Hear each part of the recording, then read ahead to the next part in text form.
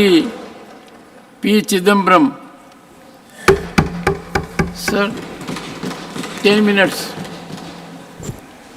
Thank you, sir. More than enough.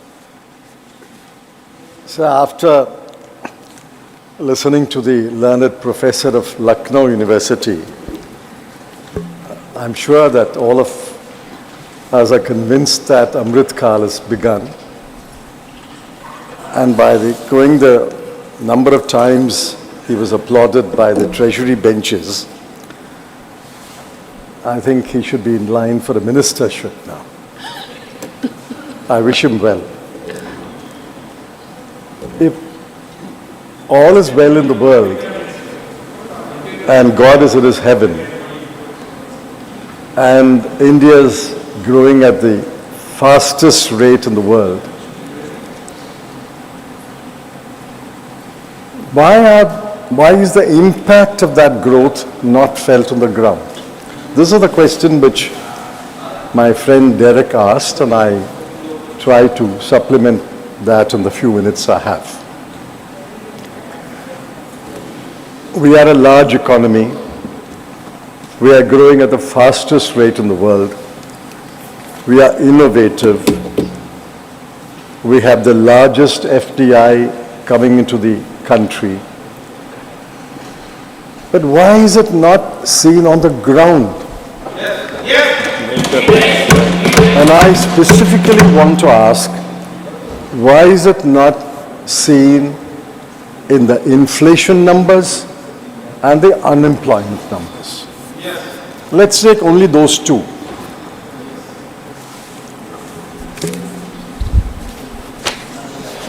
Now, what are the unemployment numbers? And I'm going by official numbers. The government doesn't like the CMIE numbers, so we'll avoid the CMIE numbers. Mercifully, the BJP no longer talks about 2 crore jobs being created every year. Thank you for small mercies that you are not making these tall claims. That's one of the election jumlas. I didn't know the word jumla unless I heard it first from the Honorable Home Minister. Now let's focus on a few numbers. This is official numbers of the periodic labor survey.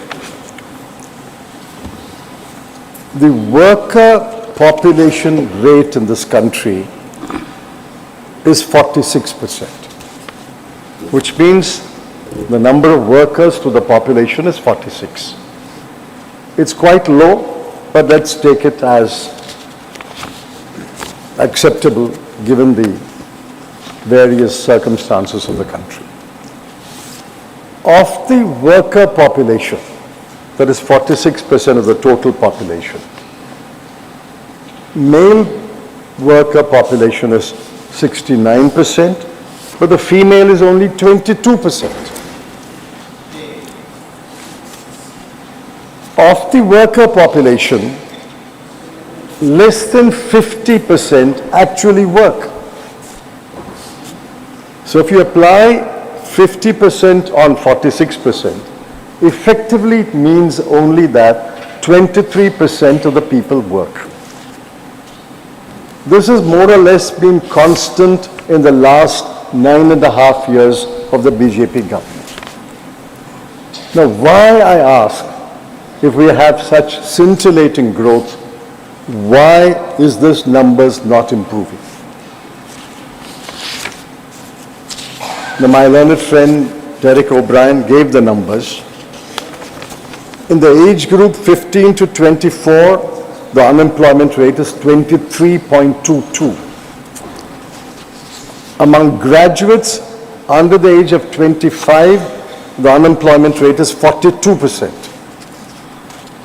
Graduates between the year 25 to 29, it is still 23%. Graduates between the years of 30 to 34, it is close to 10%, it's 9.8%. A graduate in this country, and I spoke at a college, I said, I'm not frightening you, but you will graduate here But unfortunately, 1 out of 4 will be unemployed.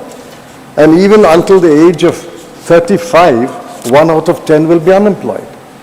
Why is this spirited growth, scintillating growth, not turning into jobs? That's the first question I'm asking. And keep in mind, most employment in this country is self-employment, 57%. Regular wage employees has declined from 24% to 21%. Apart from the quantity, the quality of employment is also poor. So I want the government to answer, why is this 10-year splendid period not reflecting in employment figures? The second one is about price rise. And on price rise, yes, inflation has come down in the last couple of months. I'm not disputing that. But please remember that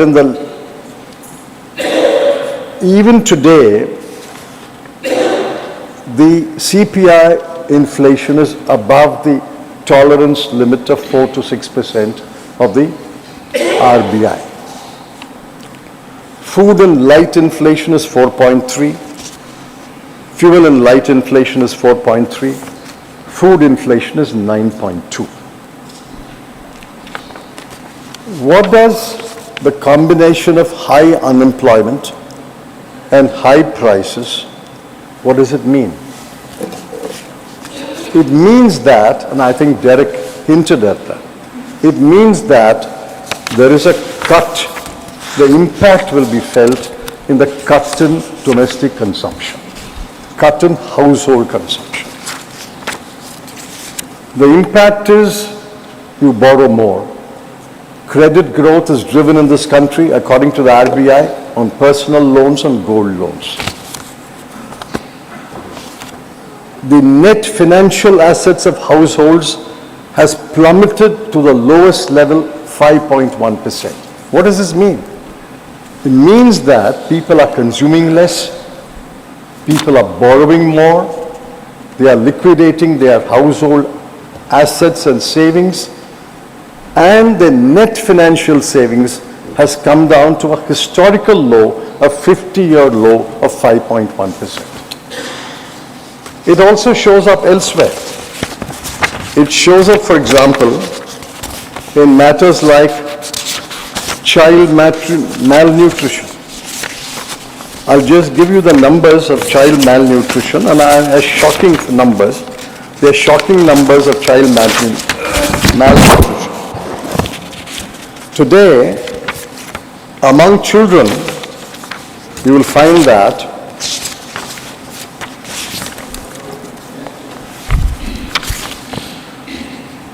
16.3% of children are undernourished, 19.3% of children are wasted, 35.5% of children are stunted. It shows up again in the food that the children get. And add to that Derek's numbers, under the age of 5, so many people die because of hunger. Why is it not showing up in consumption? It also shows up in education. Their mental growth. Today, in a class 8, only 70% of the children can read a class 2 text. And only 45% of children can do basic arithmetic. In class 8, you can't do basic arithmetic, you can't read a class 2 text. So ultimately the question is, who is this government for? Is it for the poor, or is its policy so skewed that it is favor of the rich? The numbers are undisputed. I have not seen a single government spokesman dispute these numbers. 23 crore people of India are poor when the poverty bar is very low. Poverty bar is 1,286 rupees per month per person in urban areas and 1,089 rupees per month per person in rural areas. With such a low poverty bar, 23 crore people are poor. And it shows up in inequality. The bottom 50% owns 3% of national wealth, gets 13% of the national income. And the top 5% owns 60% of national wealth, and top 1% holds 22% of the national income. So ultimately, this growth is unacceptable. This kind of growth is unacceptable. We need more balanced growth. But then I end with the final question that I've been asking the government for many, many months, for which I have not got an answer. I hope I will get an answer today. In 91-92, India's GDP was 25 lakh crore. In 12 years, in 2003-04, it doubled to 50 lakh crore, doubled. In 10 years, under UPA, it doubled to 100 lakh crore, 25 to 50 to 100. I ask one simple question. If you are growing at such a fast rate, such a record-breaking rate, will you, when you end your term today in 2023-24, will 100 lakh crore become 200 lakh crore? The Finance Minister, Honorable Finance Minister knows the answer. I know the answer. You know the answer. But I want the Honorable Finance Minister, to say... The answer is known to the Finance Minister, the former Finance Minister. I am out of it. Whether the GDP will double in their Amrit Kal period under the NDA government, will it grow to 200 lakh crore by March 2024? And I want the Honorable Finance Minister to answer that question. Thank you, sir.